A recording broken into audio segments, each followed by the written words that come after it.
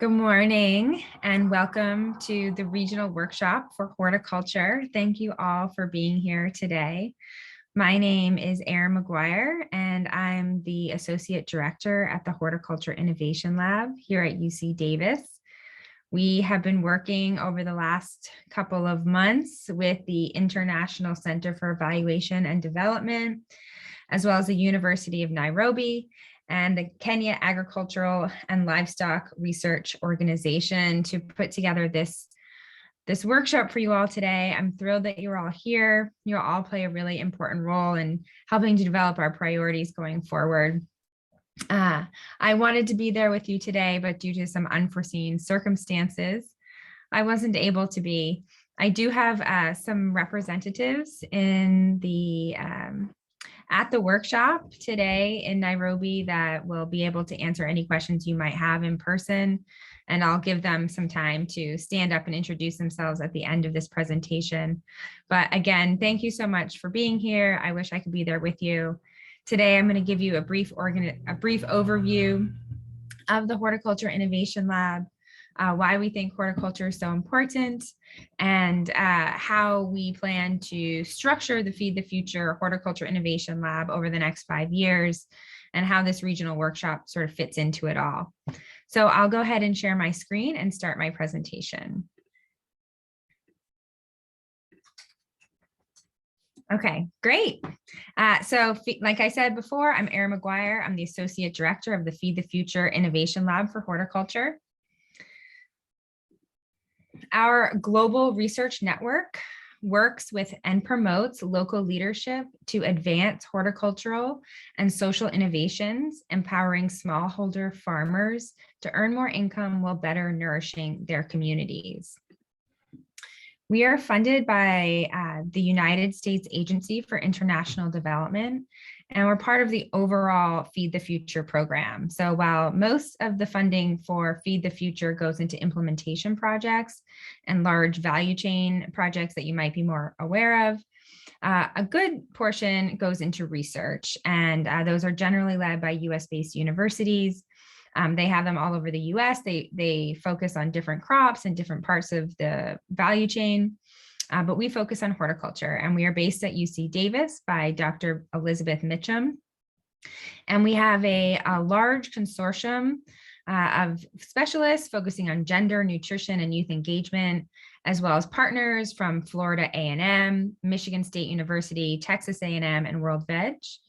And we have scaling partners as well, CNFA and IFDC. And we do have representatives from CNFA and Texas A&M, and our youth engagement specialists from Making Sense there at the regional workshop as well. If you want to take a moment and really look through the consortium, we have posted a flyer to Whova.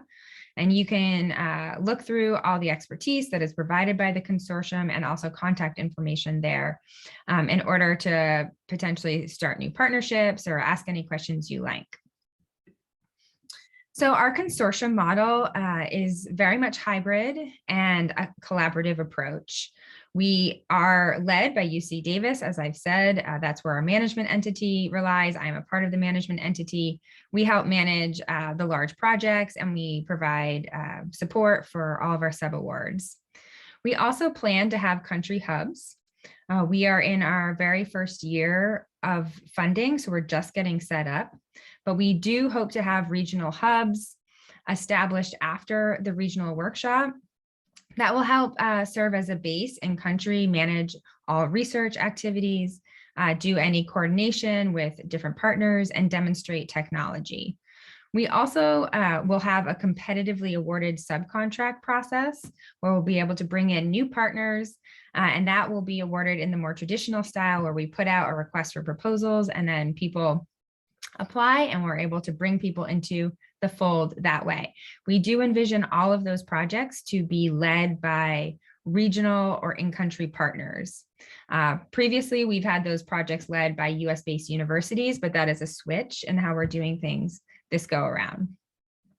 And with this, this group of people with the ME and our new partners found through competitively awarded projects, and our stable country hubs, we hope to make collaborative decisions around regional project needs identification, implementation, any iterative design processes or M&E that needs to happen, and of course, information dissemination. So why horticulture?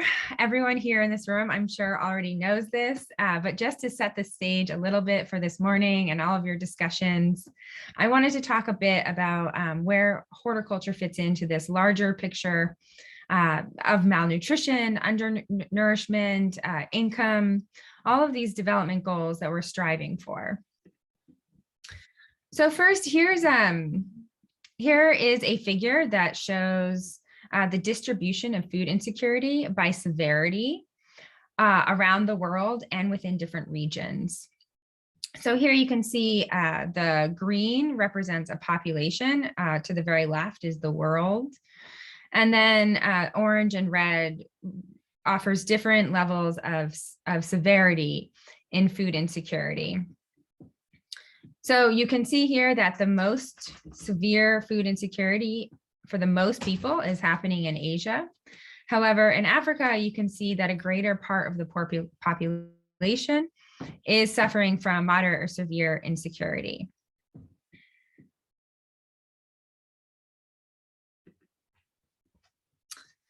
One thing that is incredibly important, and I'm sure you will hear from many presenters today, is not to just look at global population trends in the aggregate. It's really important to disaggregate among global trends to understand how different populations of people are being impacted differently. This figure here shows that globally and in every region, the prevalence of food insecurity is higher among women than men. So again, on the left-hand side, you'll see two lines that represents the world. The lighter orange and green represents moderate food insecurity.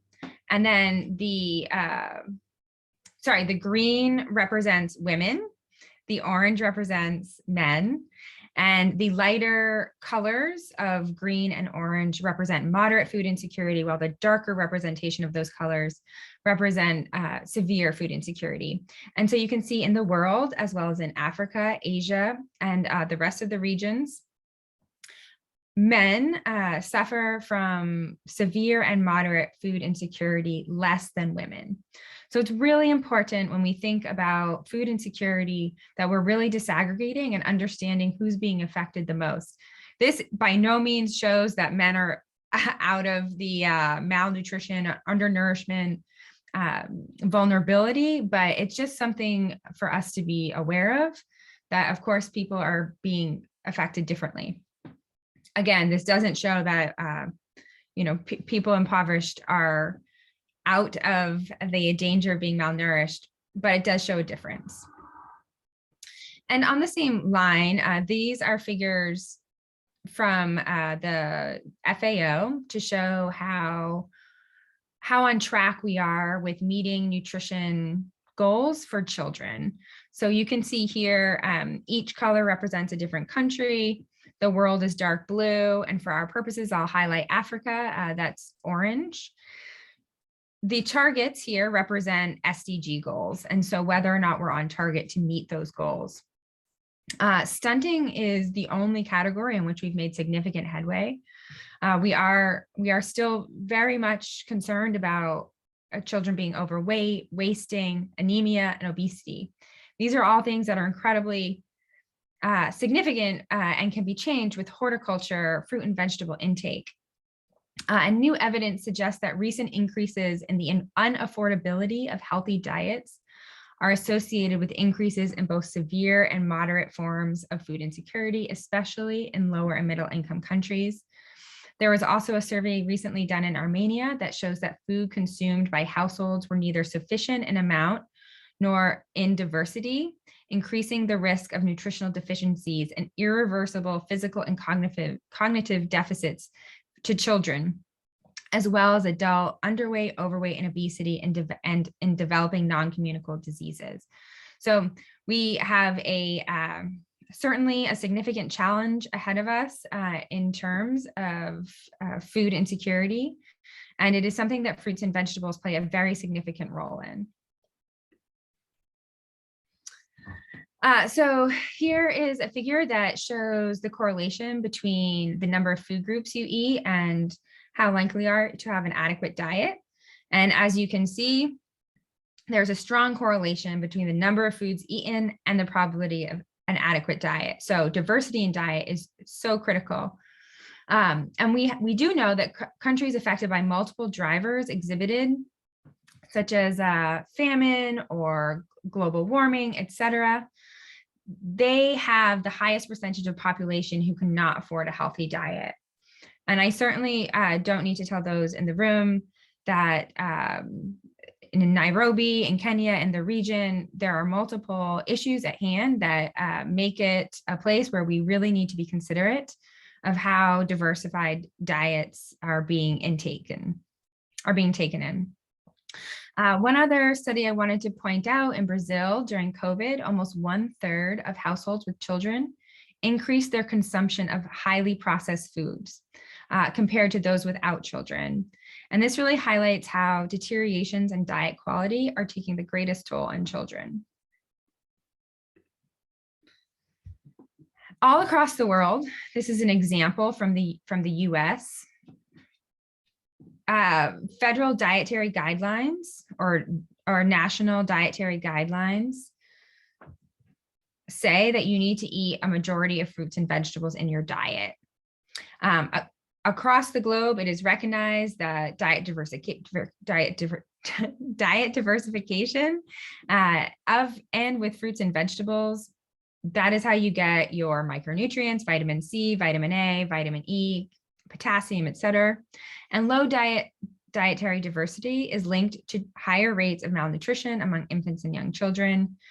We need nutrient-dense foods, including fruits and vegetables, for optimal mental and physical growth throughout development. And so considering these benefits, this is what the fruit and vegetable consumption gap looks like. The FAO recommends 146 kilograms per person per year in combined fruit and vegetable consumption. Here you can see the orange is vegetables, the pink is fruit, and the blue bars are the total amounts of fruit and vegetable consumption. And you can see all the countries on the x-axis. And we're not doing well here. You can see Kenya on the right-hand side, along with other countries such as Uganda and Rwanda in the region. And this is the same for the US, other places. We're really struggling across the board on fruit and vegetable intake. This orange line is the recommended amount of fruits and vegetables. So almost everyone is falling short. And fruits and vegetables, not only are they significant for health, but they're also really important in terms of livelihoods. Fruits and vegetables are high value crops. They allow for income diversification because there's often many different crops being grown at once. And they also allow intensive farming on small plots of land. So it's a great place for people without a lot of capital to invest and potentially make quick money. And here's a quote from a woman we worked with in Zambia. This is where the money is. It's also a great set of crops for women and youth and other marginalized populations. Women tend to be more heavily engaged in horticulture, crop production, and marketing. Just as is, often staple crops are considered the cash crops, and that is under the domain of the head of household, usually the man. So for women and youth, horticulture can be something that they own. It can be grown on small plots of land, as I mentioned before, and it can also be grown along staple crops. It can provide fast cash due to the short growing seasons, which can be particularly helpful for young people as they transition through different stages in their life. And because of the perishability, which is a mixed blessing with fruits and vegetables, that feeds into there being many different processing possibilities along the value chain for young people, women, and others. Horticulture and resilience. So horticulture crops, as I've already mentioned, can be grown as a part of a diversified cropping system, bolstering adaptability if something goes wrong with one crop. And it also provides fast nutrition and finances when experiencing external shocks. And this is because, again, it has a very short growing season, and you can grow many different types of crops in a small area. So you can provide a lot of your nutritional basis just with a small plot of land. So now that I have talked about all the benefits of horticulture and fruits and vegetables, I'm going to talk a little bit about the approach that the Horticulture Innovation Lab will take in the next 5 years to research and promote as best we can the opportunities within fruits and vegetables. So why don't we take an interdisciplinary approach? As reflected in the expertise of the consortium that I talked about earlier, we believe that addressing challenges in horticulture requires an interdisciplinary team, including environmental, economic, social, cultural, and technical specialists. We also believe in a systems approach. We think holistically on a systems level for achieving research deliverables. So it's important to focus on the whole value chain, certainly, but also behavior change, especially when we're talking about nutrition and diet diversification. And then supply and demand. So not just focusing on production, but also focusing on consumption and what drives consumption. So again, that behavior change element. And inclusive innovation development. So it is critical that we think across different groups of people to think about what their challenges are, not necessarily one typical archetype within the community, but really think through older farmers, younger farmers, ethnic minorities, what are the challenges they're facing within the fruit and vegetable value chains, and then building solutions to address those specific challenges. You know, often we get caught in a cycle of promoting a certain innovation or technology, and we aren't really aware of how that could actually exacerbate inequity within a community because marginalized populations aren't able to access the benefit of that innovation because of lack of resources, capital, education, et cetera. So really being inclusive when we think about innovation. We have a locally led, globally connected and supported model. So we are focused 100% in this 5-year round of funding and making sure we are giving leadership and ownership of these projects to those in country.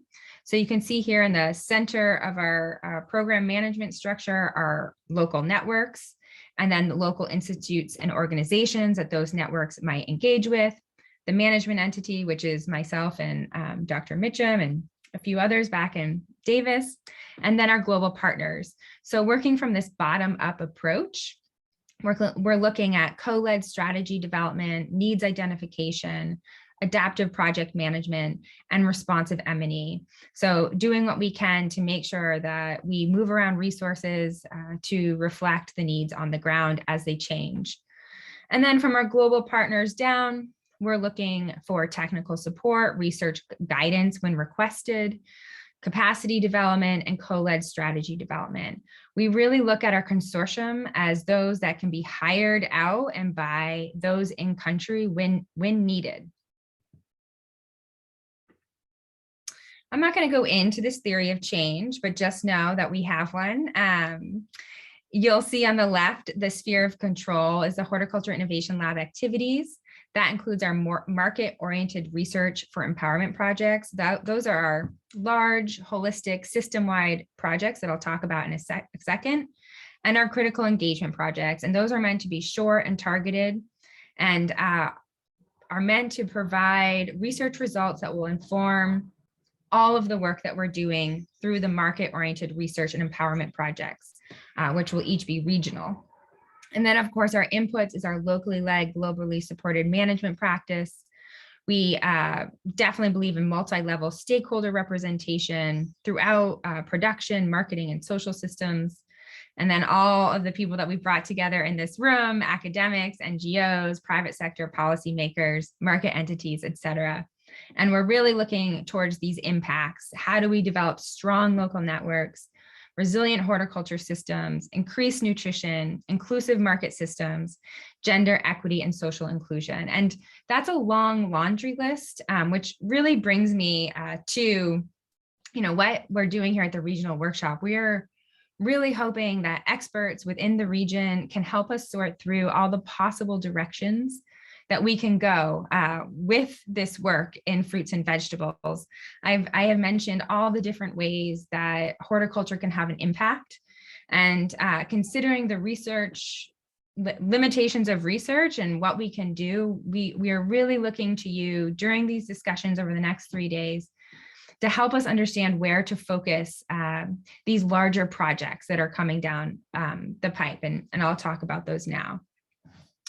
So market-oriented research for empowerment projects, these are large 4-year projects. They are regionally based. They can focus on really any horticulture value chain opportunity and challenge, and they will include relevant social research.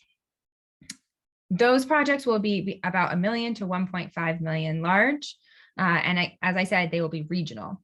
Then we will also have the critical engagement projects. They're shorter projects and really meant to be high priority research that can offer lessons to every region that we work in. So purpose of the regional workshop, I've already touched on this a bit, but we want to capture the landscape of horticulture and its socioeconomic linkages. And we want to determine challenges and opportunities in horticulture based on your insight.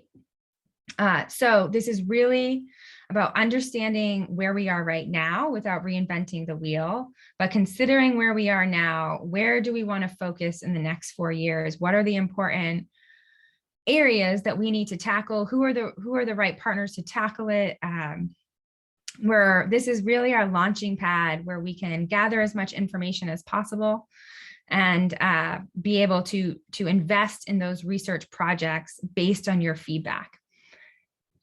And I will stop there. I'm so sad to miss this. I will be online as much as I can. It's, I think, 2 a.m. for me now, but I'm really excited for this discussion. I am just so grateful to the organizers. And I will have Hillary Proctor and Tim Davis stand up now and just maybe wave your hands. These are members of our consortium, and they will be there all for the next 3 days, and you can ask them questions in the hallway or over lunch, etc. And I believe I am sticking around now as long as I have internet to do a short Q&A. Okay, thank you so much.